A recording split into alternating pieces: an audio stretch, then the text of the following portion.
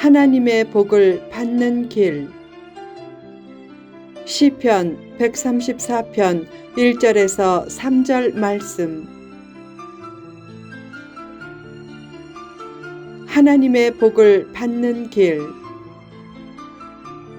시편 120편에서 134편까지 15개의 주옥같은 시편에는 성전에 올라가는 노래란 제목이 붙어 있다.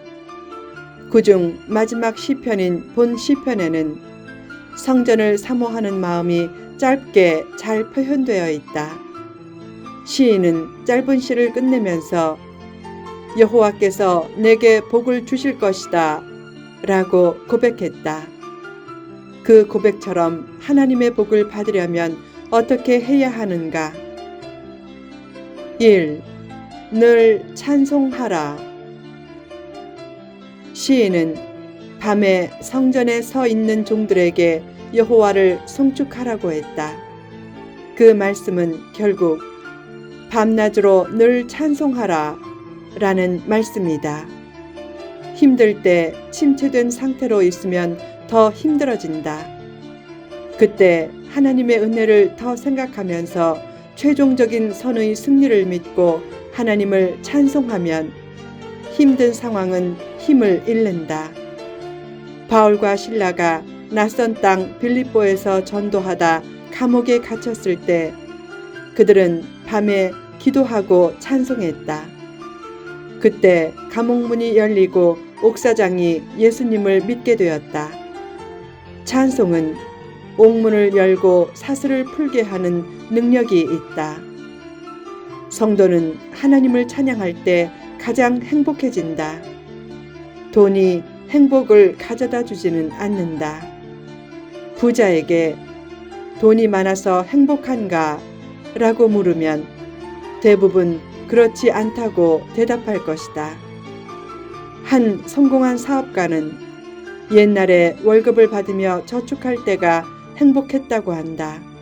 돈이 많으면 고민도 많아진다. 심지어는 자녀들과 친지들과 지인들이 자기 돈을 뜯어가려는 존재처럼 보이기도 한다. 그렇게 의심하고 산다면 얼마나 큰 고역인가. 사람은 하나님과 깊이 교제하며 찬양할 때 깊은 만족감을 느낀다. 찬양은 단순한 노래가 아니다.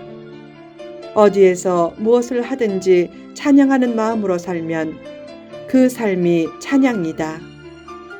가정과 교회와 일터에서 자기 할 일을 잘하는 것도 하나님을 찬양하는 삶의 일종이다.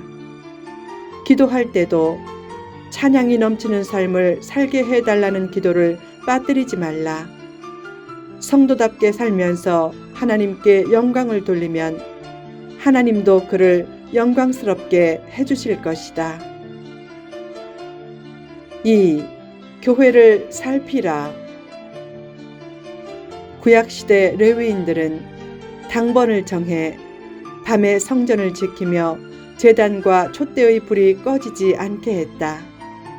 그들처럼 조용히 와서 교회에 부족한 것은 없는지 살피고 청소하면서 교회를 위해 봉사하고 헌신하라. 은밀한 사랑과 헌신을 사람은 알아주지 않아도 하나님은 다 알아주신다. 다만 교회를 사랑할 때 사려 깊게 사랑하려는 지혜를 갖추라. 지혜롭지 못한 사랑은 부작용을 일으킨다. 하나만 알고 둘은 모르는 사랑보다 하나도 알고 둘도 아는 지혜로운 사랑으로 힘써 교회를 살피라. 더 나아가 늘 교회를 사모하는 마음을 가지라. 주일 성수도 잘 해야 하지만 주중에도 교회에 대한 관심과 사랑을 가지고 기도하라. 주말 부부의 경우 남편은 주중에 늘 아내와 자녀들을 생각한다. 자녀가 유학을 가거나 결혼해서 어렵게 살면 부모는 늘 자녀 생각을 한다. 그런 마음을 가지고 교회를 사모하면서 기회가 생길 때마다 몸과 마음과 시간과 물질을 들여 교회의 보탬이 되도록 힘쓰라.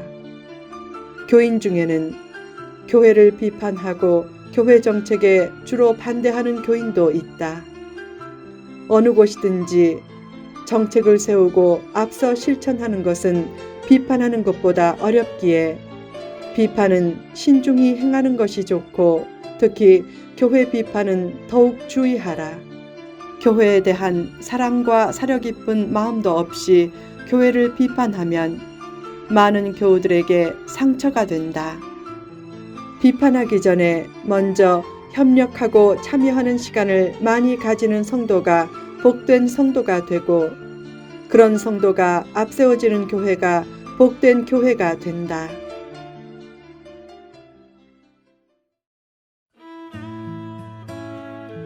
3. 응답을 확신하라. 시인이 손을 들어 여호와를 송축하라고 한 것은 응답의 확신을 가지고 기뻐하며 찬송하라는 뜻도 있다. 성도는 월세방에서 잘 먹지 못하고 살아도 큰 집에서 잘 먹고 잘 사는 불신자보다 복된 존재다. 내일의 축복이 약속되었기 때문이다. 특히 성도의 가장 큰 축복 중의 하나는 기도를 들어주시는 하나님이 계시다는 사실이다. 하나님과 이웃을 위해 살려는 목표가 분명하다면 꿈과 비전을 크게 가지라. 또한 기도 응답을 확신하고 입을 크게 열라. 하나님은 입을 크게 연 만큼 채워주신다. 다만 입을 크게 열면 많이 채워주신다고 해서 분수를 모르고 땀 흘림도 없이 욕심을 품고 입이 찢어지도록 열면 안 된다. 꿈을 가지되 하나님의 뜻과 길 안에서 크게 가져야 하나님이 크게 채워주신다. 하나님의 뜻 안에서 찬란한 꿈과 비전을 잉태한 후 신실한 믿음과 땀으로 그 꿈과 비전을 유산시키지 않으면 반드시 출산의 때가 온다. 기도 응답의 확신이 나는 신앙생활을 잘하니까 내가 기도하면 뭐든지 된다 라는 자만심으로 변질되면 안 된다. 입을 크게 열면서도 마음이 너무 높아지지 않게 하라. 하나님은 자신의 부족함을 깨닫는 만큼 지혜를 주시고 자신을 잘 비운 만큼 좋은 것을 채워주신다. 과거에 아무리 큰 성취를 했어도 나는 하나님이 없으면 아무것도 아니다 라는 사실을 잊지 않을 때 축복도 끊이지 않는다. 하나님은 사람을 쓰실 때 스스로 무엇인가를 할 수 있다는 사람 대신 하나님의 도움이 아니면 아무것도 할 수 없다는 사람을 쓰신다.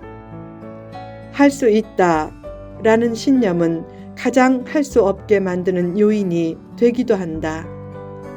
하나님의 은혜와 축복을 지속적으로 받으려면 자기를 끊임없이 비워낼 줄 알라. 기도 응답을 확신하면서도 겸손함을 잃지 않을 때 하나님은 꿈꾸고 기도한 대로 이뤄주신다. 4. 복을 빌어주라. 시인은 노래했다. 천지를 지으신 여호와께서 시온에서 내게 복을 주실지어다. 시온이란 표현은 오늘날로 말하면 교회를 상징한다. 하나님은 교회에서 혹은 교회를 통해서 복을 내려주신다.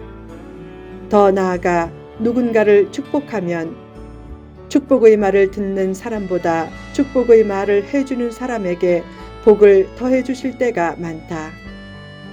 교인이 아무리 큰 잘못을 해도 저주하지 말라. 더 나아가 미워하지도 말고 심지어는 서운한 마음조차 품지 말라. 살다 보면 사람에 대해 서운함이 생길 수 있다. 그래도 서운함이 없도록 마음을 지켜야 복에서 멀어지지 않는다. 공의를 나타내려는 목적을 가지고 나쁜 친구를 멀리하는 한이 있어도 결코 미워하지는 말라. 축복하기 어려운 상황에서도 축복하면 축복한 사람이 축복한 대로 축복받는 역사가 나타날 것이다. 축복의 말을 많이 해주라. 침묵은 금이지만 축복의 말은 황금이다. 어떻게 하라는 요구의 말보다 너는 귀한 존재다 라는 축복의 말이 사람을 더 복된 인물로 만든다. 요구의 말로 과부하를 일으키지 말고 축복의 말로 부하를 견디는 힘을 주라. 배터리를 100% 충전하고도 계속 충전지를 꼽고 있으면 과부하로 충전지의 수명이 오히려 단축된다. 과도한 요구는 오히려 사명감을 약화시키고 행복감을 떨어뜨리지만 축복의 말은 개인의 숨겨진 잠재 능력을 크게 끌어올린다. 구약의 제사장들이 가장 많이 사용한 축복의 말씀 중 하나가 민수기 6장 24에서 26절 말씀이다. 여호와는 내게 복을 주시고 너를 지키시기를 원하며 여호와는 그의 얼굴을 내게 비추사 은혜 베푸시기를 원하며 여호와는 그 얼굴을 내게로 향하여 드사 평강 주시기를 원하노라 할지니라 하라. 성도는 큰 의미에서 다 제사장이다. 그런 제사장 의식을 가지고 많은 사람에게 복을 빌어주라. 복을 많이 빌어주는 것이 복을 많이 받는 길이다.